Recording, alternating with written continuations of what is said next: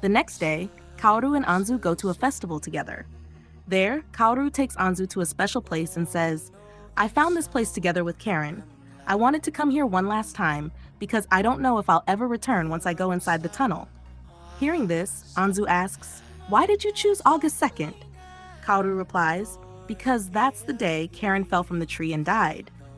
Anzu holds Kaoru's hand tightly, and they share an emotional moment. That night, when Kaoru returns home, he sees a woman there. His father tells him, "She's your new mother." Hearing this shocks Kaoru deeply.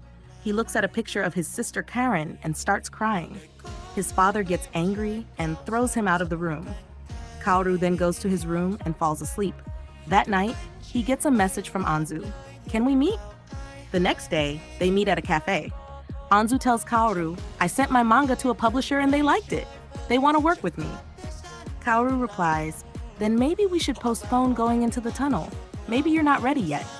Anzu gets upset and says, "Why don't you understand? I am ready to go into the tunnel."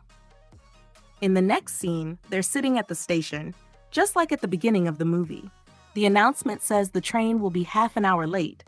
Kaoru tries to recreate that moment, but this time, he doesn't have an umbrella. Instead, he gives Anzu a flower from the umbrella spot.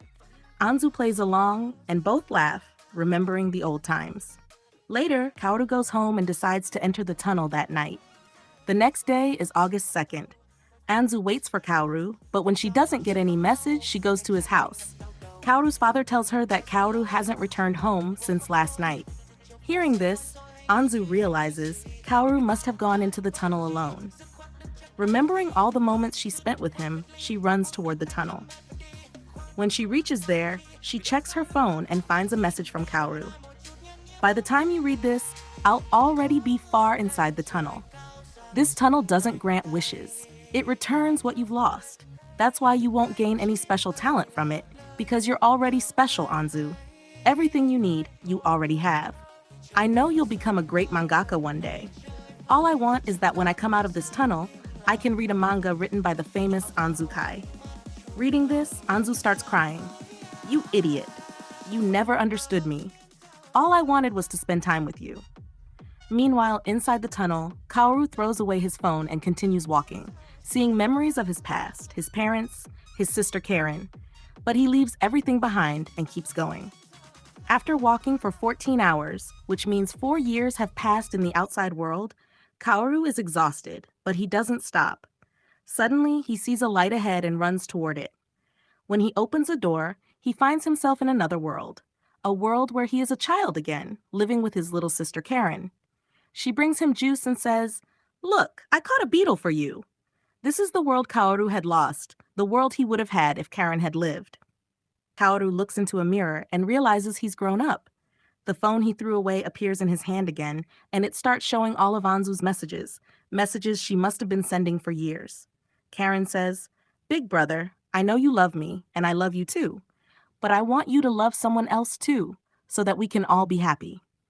Hearing this, Kaoru realizes he must move forward. He can't keep chasing the past. He must cherish what he has now.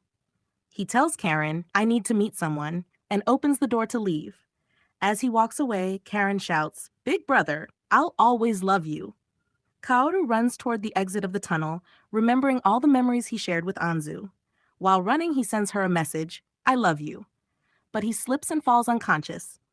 The scene shifts. Anzu is now a famous mangaka. Her editor tells her, "You've been working nonstop for years. You need a break." The editor notices an umbrella near her and asks, "Is this from someone special? You always keep it close."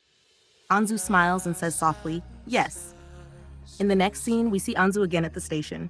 The same announcement plays. The train will be 1 hour late. Tears fill her eyes.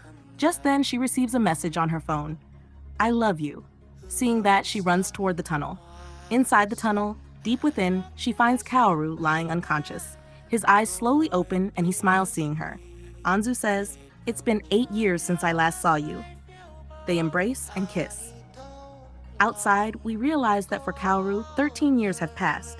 8 years inside the tunnel, plus 5 years since Anzu went in to find him. Kaoru tells her, "I'll definitely read all the manga you've written in these 8 years. Anzu asks, "How did you know I became a mangaka?" Kaoru smiles, I received all your messages. Maybe the tunnel sent them back to me. Kaoru notices the umbrella in Anzu's hand and says, It's been 13 years and you still kept this? Anzu replies, Of course I did. I had to return it to you. It starts raining. Kaoru opens the umbrella. The two stand together under it, and that's where the movie ends.